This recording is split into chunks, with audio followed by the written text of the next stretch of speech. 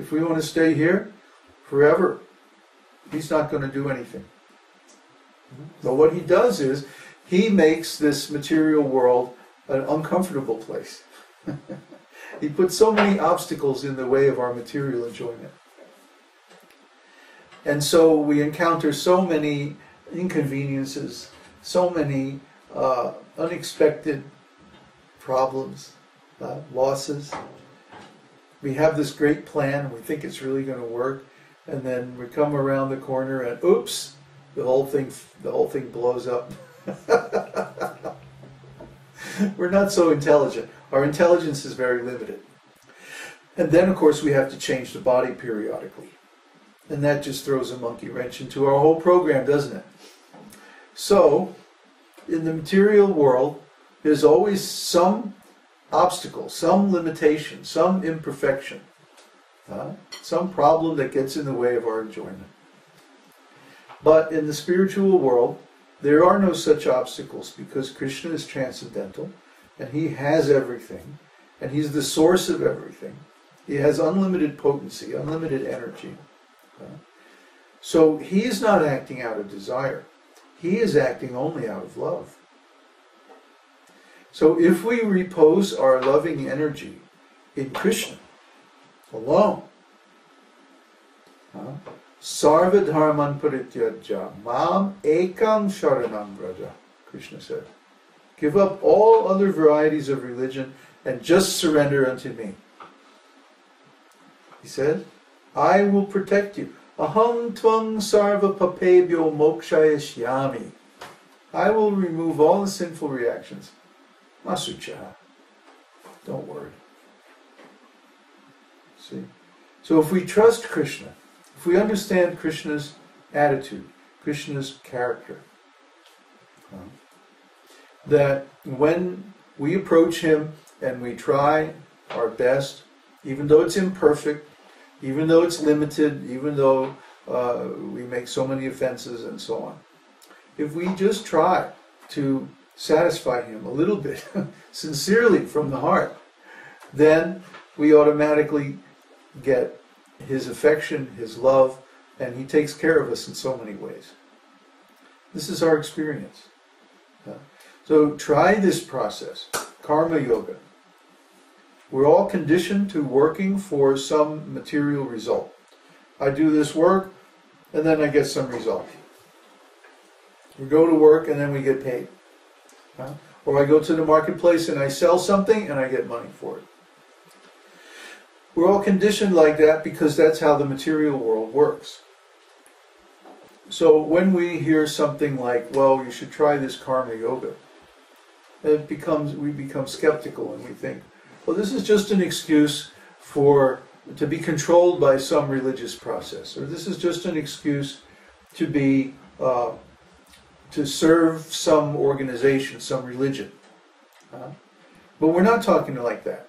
We're saying, take the things that you're doing anyway, your job, your material activities, maybe you're a student, or maybe you're in family life, maybe you're retired, or maybe you're even renounced from this material world because of some cultivation of wisdom or spiritual life. Well, that's all right. Take whatever you do and use that to satisfy Krishna from your heart. Not just externally, not just because somebody said to do it, not just because you read in Bhagavad Gita, although now we're getting there, because Bhagavad Gita is Krishna. No, but because you intend, you as a person, as a conscious living entity, as a sovereign individual, with your own free will, you intend that I want to make Krishna happy. I want to try to follow Krishna's instructions.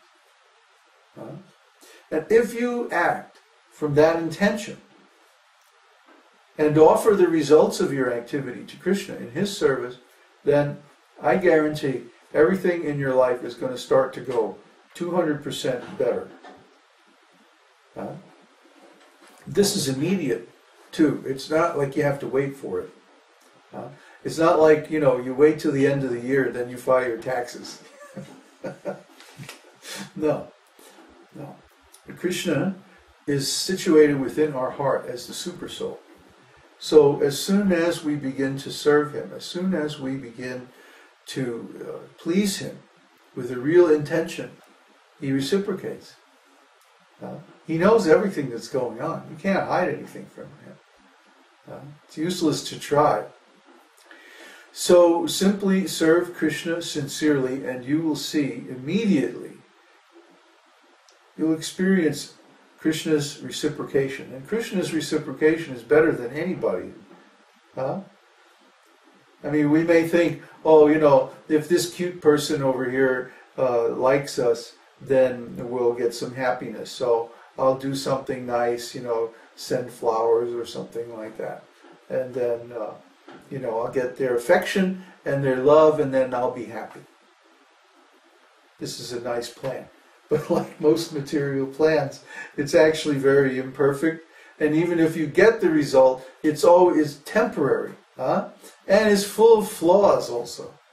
The man next door that owns this cabin, he married this cute little Chilean girl.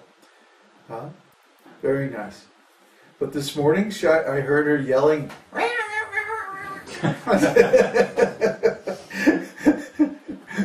And then the next minute he comes out and he's got his power saw and he's going, and he's doing all this stuff. He's on the honeydew program. So material love always has a price. That we have to give up our self-determinism. We have to give up our peace of mind. And somebody else's will is imposed on ours. See? But surrendering to Krishna is not like that exactly. We think, oh, if I surrender to Krishna, then I have to give up so many things. Well, you have to give up your nonsense. Yeah. Give up the cause of your suffering. Yeah. Yeah. Right.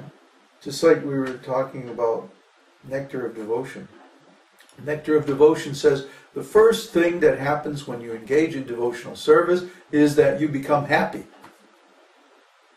Why? Because the first thing that happens when you engage in devotional service is your spiritual master says, give up meat eating, illicit sex, intoxication, and gambling.